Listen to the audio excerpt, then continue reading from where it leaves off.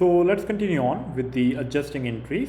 Obviously, in the last video we talked about the basic concepts like prepaid expense, unearned revenue, accrued expense and accrued revenue, and I did tell you that this is a topic that students find a little bit difficult because obviously you have to have a base if you want to understand it correctly. So we have established a very strong foundation, and I hope everything that we've covered so far makes sense. So now let's directly jump into the adjusting entries. Okay, so now we are going to learn the actual adjusting entries. So let's write that, adjusting entries. Now, first of all, let me help you understand what adjusting entries are. You know what? I'm directly going to jump into it. I think that's the best way to teach this. So without me explaining first, let's learn it. Then I'll explain it, because at that point you'll already know kind of what adjusting entries are. So let's directly jump into that. So let's make the format for entries. Okay. So what I'm going to do is I'm going to take the first transaction as we made it already. So let's copy this. And I'm going to ask you to think about something here. Okay. Now, let's say we are doing accounting for a company, and at the start of the year, this is the entry we recorded when we paid rent expense for 6 months in advance. Okay. Now, you have to understand another thing, that at the end of each accounting period, the company has to prepare financial statements, right? And they come from, obviously, the journal entries and the trial balance that you've already prepared. So here, when we talk about prepaid rent, let's assume I record this and I don't do anything else. I just recorded the money I paid in advance as prepaid rent asset. And what will happen is, at the end of the year, when I prepare my reports like the income statement, balance sheet, the prepaid rent of 6,000 will show in my balance sheet under the asset section. However, if you think about it, it should not show prepaid rent as 6,000 by the end of this year. Why? Because we paid rent for 6 months in advance. It would have been used by then, right? So that's why, to adjust the account balance to where it should be, we will prepare something called an adjusting entry at the end of the accounting period. So let's think about this logically. What should I do to make my accounting records correct? So first, obviously we know, since I paid money in advance, but by the end of the year I have used it all already, so my prepaid rent account should decrease, because this 6,000 as a prepaid doesn't exist anymore. I have used it all. And we also learned a principle which is called accrual basis of accounting, that says the moment you have used an expense, you should record the expense. So in this case, we'll say rent expense will increase. So assuming it's a yearly accounting period, which is the normal case, so at 31st of December, the accountant will again apply the rules of journal entry to what's happening here. We want rent expense to increase, so rent expense debit. How much have we used? All of it. And prepaid rent credit by all of it. Why credit? Because it's an asset account, it decreases on credit. So that's the first adjusting entry we just learned. I hope it made sense. Adjusting entries is not a topic that is actually confusing. It's just like you need a little bit more of understanding of the basics and why we need to do this. So now think about this, right? If accountant debited prepaid rent and credited prepaid rent, now the prepaid rent has a zero balance, which is the correct balance, because by the end of the year we have used it, right? So when we prepare the reports now, the balance sheet will no longer show the prepaid rent of 6,000. It will show prepaid rent of 0, which is the correct number. So that's what the prepaid adjusting entry looks like. Now let me take another situation, just in case you're wondering about that. So let me copy the same normal journal entry here, But rather than saying it was for 6 months, let's say it was for 15 months. So I can show you, like, even if we don't use it all, how to do the entry. Sorry, here we go. All right, no worries, I'll try it again. Okay, so first entry will be the same to record the payment, right? Let's assume we paid 6,000 for 15 months in advance. Now by the end of the year, we'll make the adjusting entry. Again, the same concept. I have to think about how much prepaid no longer exists because I would have used it by then, right? By the end of the year. So again, we'll say, since I've used the expense, my rent expense will increase. And since I have to decrease some of the prepaid expense account, my prepaid rent expense will decrease. Now, when we make the adjusting entry itself, again we'll do the same thing, rent expense debit and prepaid rent credit, but not with the full amount. Because remember, in this example, 6,000 we paid for 15 months. By the end of the year, we would have only used 12 months from January to December. So I have to take out like how much of 6,000 will belong to those 12 months. So the formula is very simple. Total amount divided by number of months that it was supposed to cover times by how much we used. So I hope you already have a good understanding of mathematics, right? Because this is like literally a very basic way of converting a number into a portion of it. So there we go, 4,800.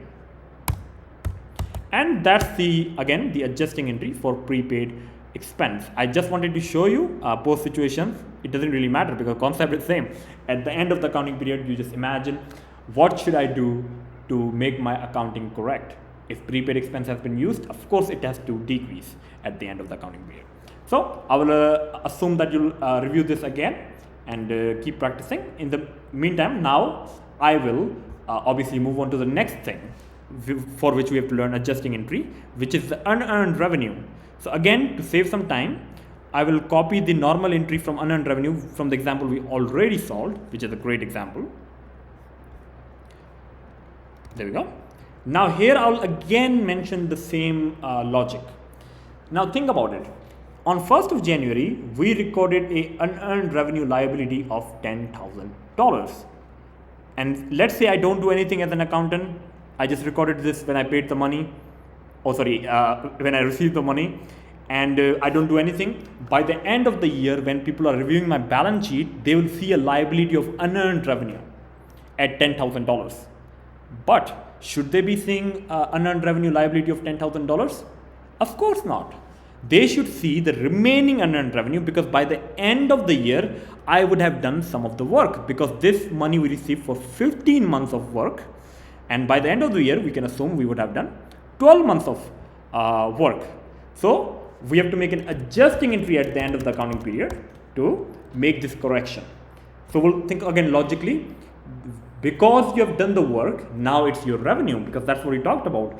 Revenue should be recorded when earned, means when you've done the work. So here we'll say service revenue, since this money was for services, will increase, and the unearned revenue account will decrease, since some of the unearned revenue has now been earned, right? It's no longer unearned. Okay. So let's make the adjusting entry here. So adjusting entry would be, in this case, unearned revenue debit, because the liability decreases on debit. And by how much? Again, let's do same thing. 10,000 is for the full 15 months. So 10,000 divided by 15 times by 12, because we only would have used 12 months of worth of, we only would have done 12 months worth of work by the end of the year. There you go. And that's the adjusting entry for unearned revenue. Oh, I think I forgot to write the service revenue. There we go. Okay. So that's the adjusting entry for unearned revenue. I hope that made sense. Now, if I try to think about what might still be bothering you, okay, you might be thinking, what if it's the middle of the year kind of situation? I received the money, let's say, during the year, and then at the end of the year, how would I do the adjusting entry? Okay, so literally the same idea. So let me copy the same example, just change the date, right? So I can show you what you do. Let's assume this was the initial entry when we paid the when we received the money, of course. So let's assume the date that we received this money was on, not on 1st of January. Let's assume it was on 1st of August. So let me change the date here as well. So let's assume we recorded this on 1st of August. Okay, now again adjusting entry, we will use the same logic. By the end of the year, I would have done some of the work. So service revenue will increase. And by the end of the year, since I've done some of the work, my unearned revenue will decrease because it's no longer unearned. I've done some of the work from this amount. So entry will be, or rather I should say adjusting entry would be unearned revenue debit by how much? In this case 10,000 divided by 15 times it by how many months did we do the work? August, September, October, November, December. 5 months. So times it by 5. So service revenue credit, again just following our basic journal entry rules. And we are done with the unearned revenue adjusting entry. I hope again here also everything is clear, because it should be. This is all concept, right? It's all understanding. There's nothing you should try to memorize. Like, you should conceptually understand what's happening here, why the adjusting entries are needed. So now if I go back to this part, so we covered the adjusting entry for prepaid expense. We covered the adjusting entry for unearned revenue, obviously in the different sheet. And now we have two things remaining: accrued expense and accrued revenue. So what I'm going to do is I'm going to copy both of these to the sheet we are working on, and I'll show you something. Copy, and let's go down. There we go. Paste. Oh, let me paste it on the other end. Here we go. Okay, much better. All right. Now, what if I told you that the entry for accrued expense we learned is actually not a normal journal entry? It is already directly an adjusting entry. I don't know if you picked up on the detail that I said by 31st of December this happened. Incurred rent, but we have not paid the money. So please remember, for accrued expense, there's no such thing as a normal entry and then adjusting entry. No, it's directly an adjusting entry. We directly record it at the end of the accounting period, right? So for accrued expense, the entry we learned, which we thought was a normal entry, it is not a normal journal entry. It is an adjusting entry because this is made at the end of the accounting period. Similarly, the accrued revenue is also directly an adjusting entry. However, of course, you can make it during the year as well, by the way. I mean, of course, when customer owes you money, you have to make it during the year as well. So this entry we also use during the year and at the end of the year as well, when we have to do this at the end of the year. Because if you're giving an exam, you'll see a situation like, for example, by the end of the year, we already had done work worth $2,000, but we haven't received the money for that work. That's called an accrued revenue adjusting entry, because I have to record that to make my accounting records correct for this year when I make the reports. If I don't record that 2,000 worth of work I've done, my revenue will be understated. So that's kind of the reasoning why you have to record an adjusting entry for accrued revenue as well. And also there's also normally you can also record it during the year, accrued revenue as well, because of course during the year it can also happen you do the work, you haven't paid you haven't received the money. And now you might be saying, like, can't I do other things also during the year? I mean, you can. Like, let's say you are doing accounting and you are making adjusting entries monthly. You can do that. You can make monthly adjusting entries.